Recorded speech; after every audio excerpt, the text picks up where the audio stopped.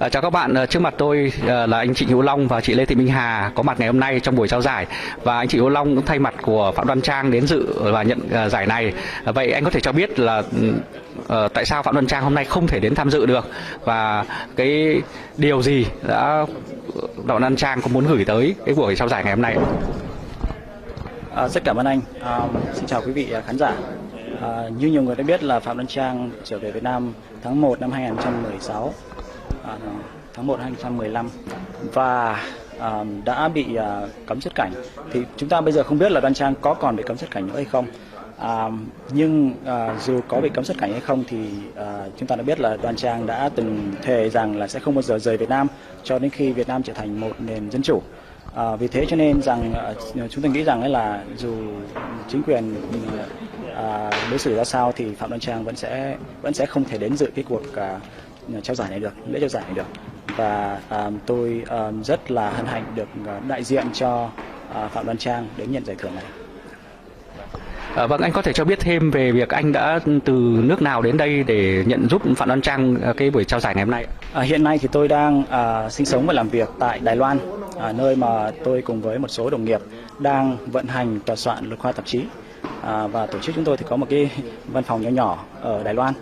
Và từ đó thì chúng tôi có thể hỗ trợ được công việc viết lách, công việc sản xuất viết sách, sản xuất nội dung của những nhà báo trong nước như là Phạm Đoan Trang.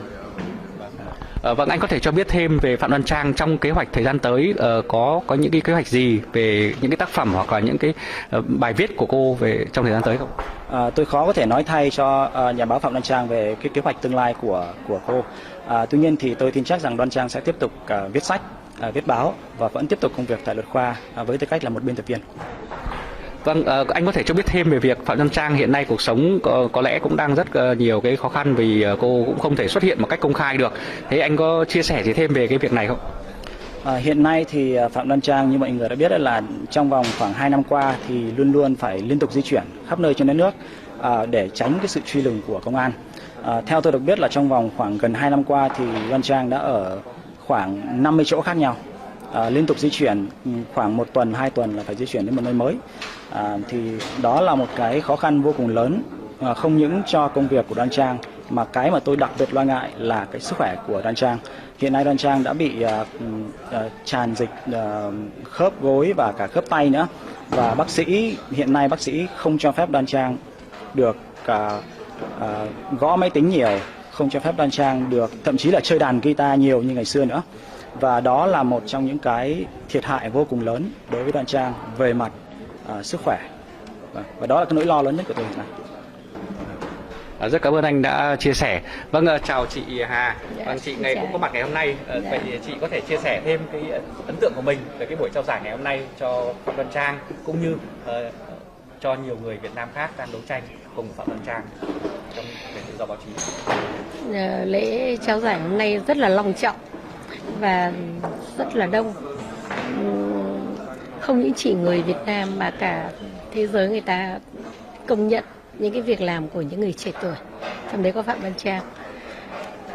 Khi mà bật cái hình chiếu của Phạm Đoan Trang lên thì tôi khóc không thể kìm được, nhưng nghĩ đến cái lúc mà chưa gặp Phạm Đoan Trang mà đã làm việc với nhau từ tháng 8 năm 2014 sau khi anh bà Sản bị bắt, thì tôi đã được chị Hữu Long và Phạm Đoan Trang hỗ trợ rất là nhiều và chia sẻ. Tôi đã học được rất nhiều hai bạn trẻ đấy. Thì tôi nhớ khi hình ảnh chiếu lên thì tôi nhớ như tất cả những cái chuyện đã xảy ra, và nhớ lại cái câu của em mà tôi không thể quên được. Đấy là khi tôi khuyên em là em đừng về Việt Nam vội, cứ từ từ đã, thì em đã nói với tôi là em mà không về Việt Nam thì 20 năm nữa em cũng giống chị bây giờ. Tôi không thể quên được và nghĩ đến tất cả những cái gì Phạm Đoan Trang đã làm được và những cái gì Phạm Đoan Trang đã trải qua và đã chịu đựng. Thì thương em lắm, nhưng mà thực sự là rất là xứng đáng đối với giải thưởng này. Và một điều nữa khá ngạc nhiên là rất nhiều người đề cử vào giải này nhưng mà lại có 3 cô nữ ở 3 nước mà hầu như là các nước làm độc tài và rất đang phát triển, là các cô ấy đã làm được rất là nhiều việc. Cảm ơn. Qua cái việc trao giải này, chị có gửi gắm gì đến những người bạn bè bạn Văn Trang hoặc là những người đã viết và đang viết và sắp viết để ủng hộ cái tự do báo chí, tự do biểu đạt tại Việt Nam hay không? Tôi rất là ủng hộ cái lựa chọn của những người trẻ, và chính những người trẻ đã mang lại cho tôi cái niềm hy vọng, và họ cũng làm gương cho tôi, họ cũng gần như là cho tôi rất là nhiều kinh nghiệm, và tôi tin là các bạn sẽ làm được. Rất cảm ơn chị. Và một lần nữa anh có thể dơ cao cái giải thưởng hôm nay sát ống kính để cho những cái người khác cùng được thưởng thức cái hình ảnh đó. Vâng, đây các bạn thấy rất rõ, đây là giải thưởng của năm nay của Phạm Đoan Trang đã giành được, và do người bạn cũng đến từ Đài Loan đến để nhận giúp. Và chúng ta rất vinh dự, và ngày mai chắc chắn là truyền thông quốc tế và các nơi sẽ vinh danh tiếp tục Phạm Đoan Trang, cũng như những người bạn và những cái người cộng tác và những người sắp tới đây cũng sẽ viết để ủng hộ tự do báo chí, tự do biểu đạt tại Việt Nam. Rất cảm ơn các anh các chị. Cảm ơn anh. Belarus has been well known in Ukraine since 2013 when he launched Nachi Rochi, an investigative current affairs program on Zik TV that was very popular. In a country in which corruption is the mother of all evils, the reporting has led to the dismissal and the prosecution of many corrupt senior officials. He plans to continue.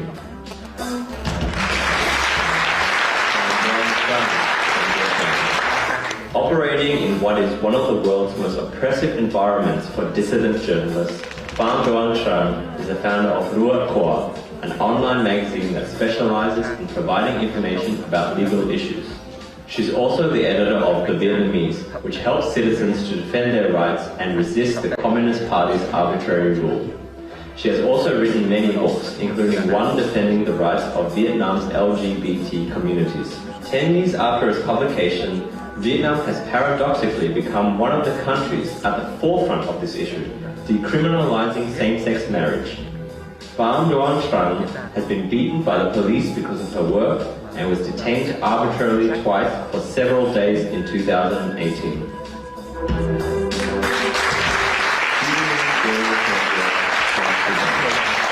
The Sudanese Journalist Network has kept international human rights and press freedom NGOs such as RSF informed of the seizures of newspapers and the hundreds of arrests of journalists by President Omar al-Bashir's police and security forces, especially the National Intelligence and Security Service in the past year. The SJN has also organized demonstrations to demand the release of detained journalists and to protect against press freedom violations, despite all the risks resulting from an environment of extreme hostility towards the media.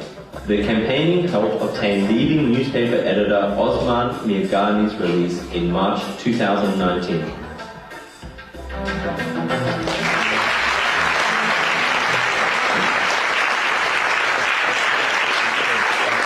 And I'll do it again. Another one of the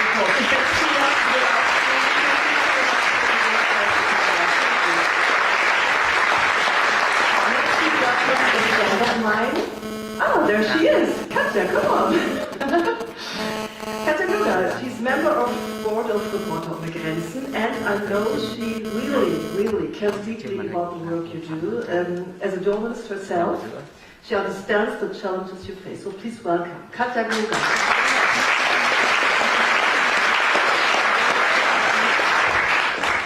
Thank you very much, dear Pinar. And the Press Freedom Award 2019 for Impact goes to Pham Duan Tran.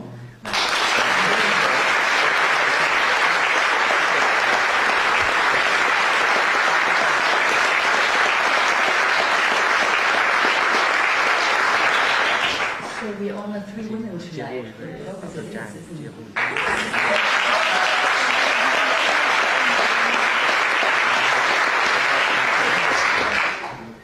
Ladies and gentlemen, just imagine you live in a country where democratic rights exist only on paper.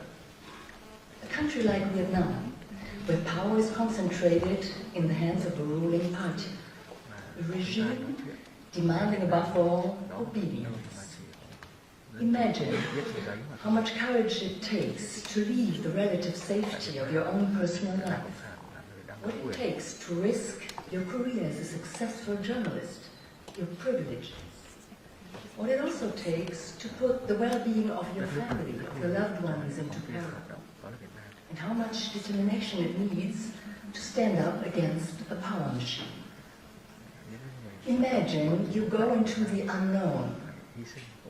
Maybe you cannot imagine not to live free. This is the decision Pham Nguyen Tran made. Tran decided to embark into the unknown to set hope against fear. She quit her career as a journalist tolerated by the regime. She co-founded the online newspaper, you've seen it, the Vietnamese, and the online magazine Luat Koha, translated legal initiatives for Vietnam, mainly informing about legal issues, the penal code, and the law. People in Vietnam can still access them. The regime has yet to build a great firewall after the Chinese model. But Vietnam is one of the biggest suppressors of critical voices in Asia, trailing only China.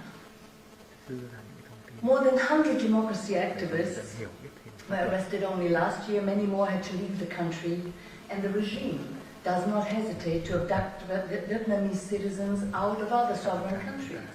Be it a former Vietnamese official out of Germany, right here in Berlin, by the way, 2 years ago, or out of Bangkok this year, where a well-known critical blogger disappeared only to be thrown into prison in Vietnam. Vietnam, by the way, is regarded to be a strategic economic partner for Germany. In this context, Tran's books are even more courageous.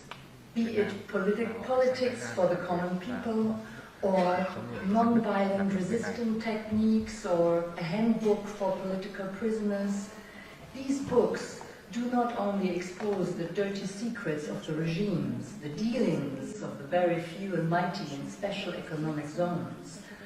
They do way, way more by introducing the basic concepts of law and human rights and informing about techniques of peaceful engagement. They bring lasting knowledge to the people. They are tools for building a democratic society. And in this sense, Tran is a proponent of the enlightenment in the very, very best sense of the word.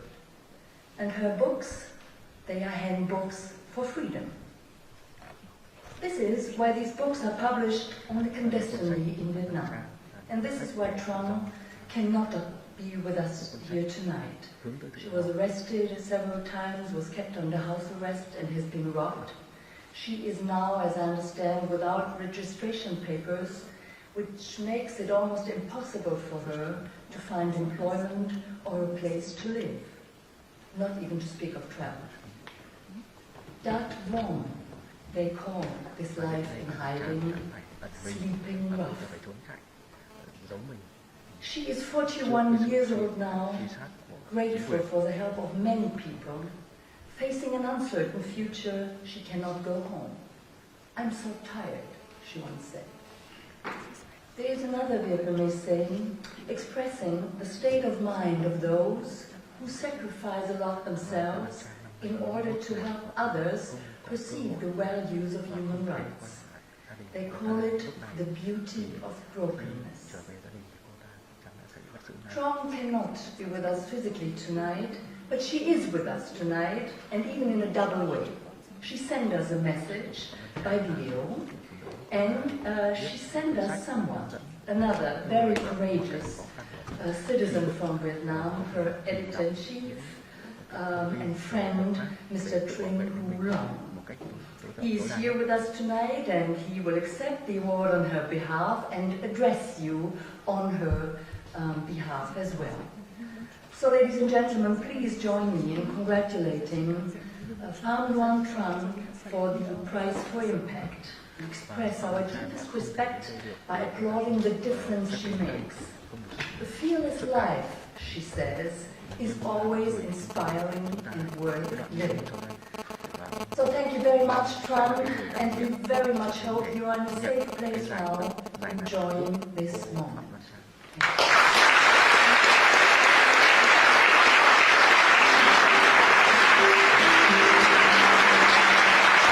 Thank you.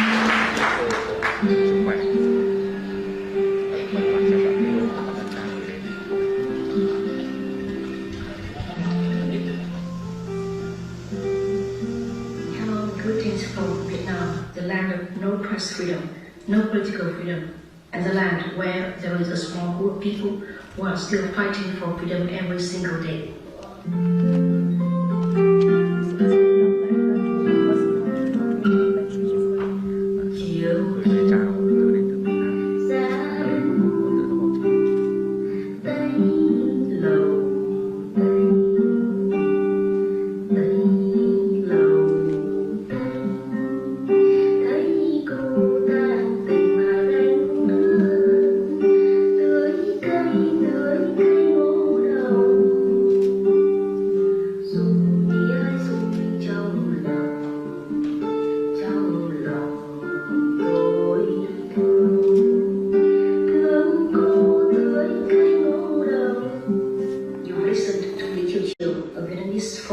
In Vietnam we have the First Amendment, but it doesn't mean anything. Vietnam is still ranked almost last in the World Press Freedom Index by Reporters Without Borders. We have nearly 1,000 official media outlets, but only one editor-in-chief who is the head of the propaganda department of the Communist Party. We have nearly 20,000 journalists with press card, or journalists who are licensed to practice. And also at the same time we have thousands of people who have been imprisoned for the past 2 decades just because they spoke up their mind. We have all the human rights guaranteed by the Constitution. But you know, in fact, all animals are equal, but some animals are more equal than the others. What means something? What really means something? Is also we have small groups of people who are still fighting drastically and passionately for freedom every single day. We do have independent media agencies, though very small and very vulnerable, very weak, very vulnerable. The Le Khoa, the Vietnamese magazines that I co-founded are just 5 and 2 years old, respectively. We have the Vietnam Times or Vietnam Telephone, run by the Independent Association of Journalists of Vietnam, which is just a few months older than the Le Khoa and the Vietnamese. Of course, the more equal than other animals like to see us as losers, as their hostile forces, as a state enemy of the people, and fake news producers. They do everything they can to harm us, to destroy us. But it doesn't matter much to us, because we have what they don't have. We have a passion for truth. We have commitment to changes, and we have hope. Yes, we have hope. The hope that Vietnam will be changing and will soon turn into a democracy, turn into a free and democratic country where journalists like me, like us, can travel everywhere, not to hide from the police, but to listen to unheard voices, to tell untold stories, to bring information and knowledge to the people.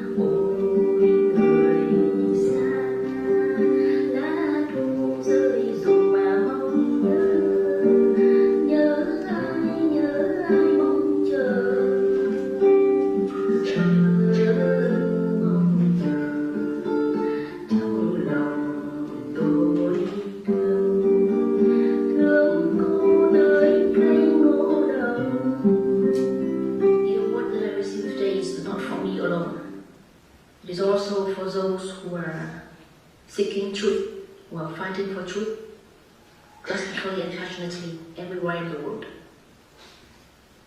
Many people have said this, but I would like to say it again to everyone in, say, the Philippines, Cuba, North Korea, Hong Kong, Vietnam, China, and the United States as well. To everyone who is still think of journalism as a kind of crime, or fake news producers, or hostile forces, or state enemy. I'd like to say that no, journalism is not a crime. And we will fight until journalism is no longer being seen as a crime in anywhere in the world. Thank you.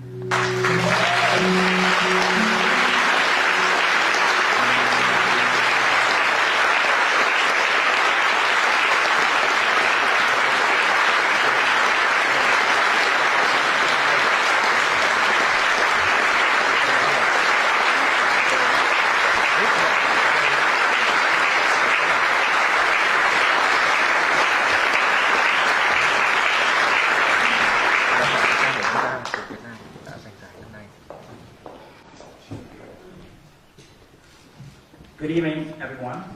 Thank you very, very much, Reporters Without Borders, for giving this award to my colleague, my mentor, my sister, my closest confidant, and most of all, my source of inspiration. Pham Đoan Trang, she is not here today because she has pledged to never leave Vietnam until Vietnam becomes a democracy. On these very days 10 years ago, Đoan Trang was living some of the most miserable time of her life after being kidnapped and unlawfully detained for 9 days by the Vietnamese police. Back then, she was known as one of the finest journalists of the mainstream media in Vietnam. But overnight, she became one of the most isolated journalists in the country and an enemy of the state. She then transformed herself into a democracy activist, using her pen, or her keyboard to be exact, to make political changes. Writing was no longer her profession, it became her mission.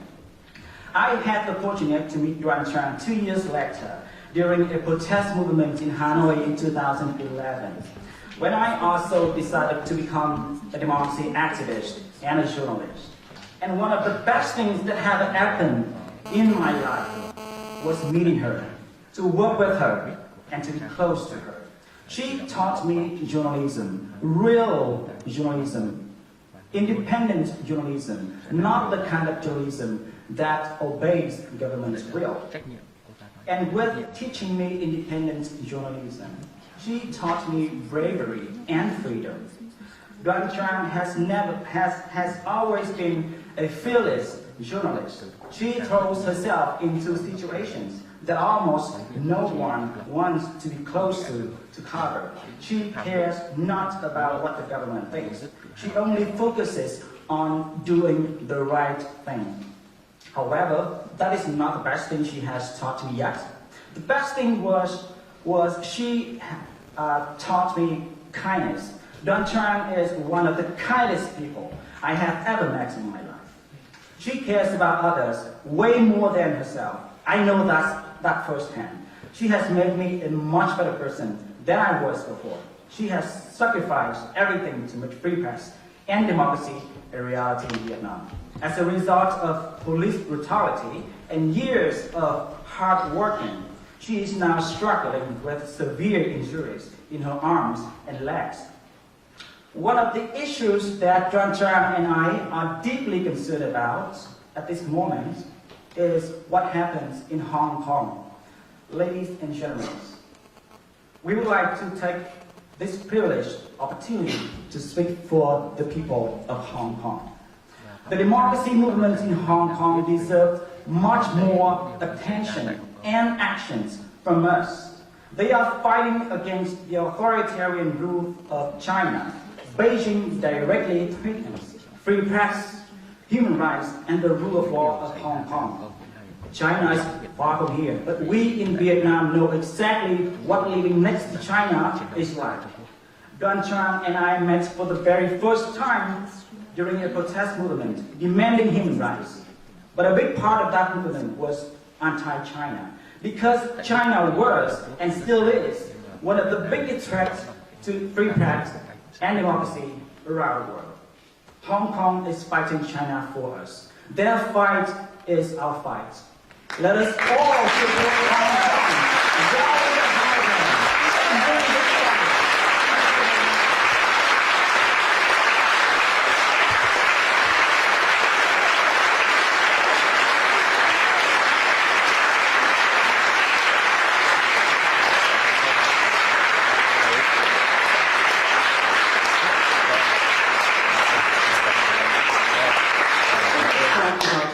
China. What do you expect from the Germans, from the German government, when it comes to Hong Kong, China, and Vietnam? As you know, Joshua Wang probably is here today advocating for his cause for democracy in Hong Kong. And we think that not only Germany, but the European Union has a very powerful tool to promote democracy, human rights, and rule of law in Hong Kong, in China, in Vietnam, many places around the world by using the trade agreements, negotiations to put more pressure to those countries, to those governments, force them to respect human rights and democracy around the world.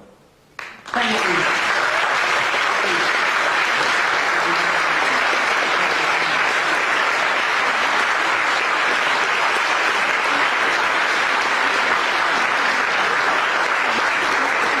Last but not least, well, many of our supporters can't be with us tonight. Edward Snowden, for example, but he sent us a message, and please welcome his lawyer, Wolfgang Kadek. He's going to tell us what he just wrote us. Please welcome.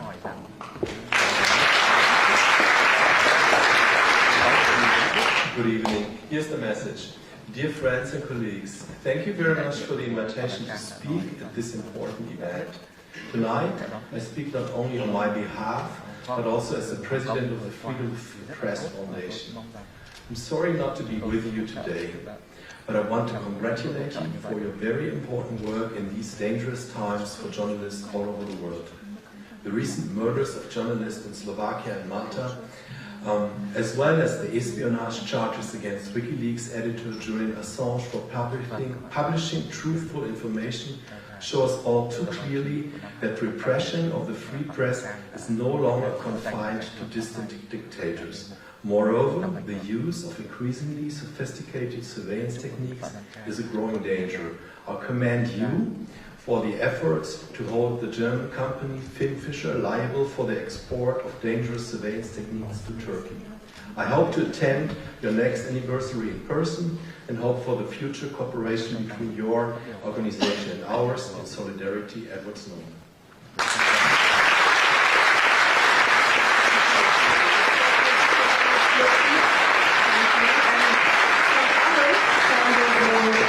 Video message. Let's have a look. Ohne Meinungsfreiheit gibt es keine freie Gesellschaft, ohne Pressefreiheit gibt es keine Demokratie. Und deshalb ist es nicht nur ein hohes Gut, wenn Journalistinnen und Journalisten berichten können, ohne Angst um ihr Leben haben zu müssen. Es ist ein fundamentales Menschenrecht, was für uns wie eine Selbstverständlichkeit klingt. Das ist in sehr vielen Ländern dieser Welt alles andere als selbstverständlich. Und deshalb ist der Einsatz für Pressefreiheit so relevant, auch bei uns. No one told us it's going to be easy. In countries like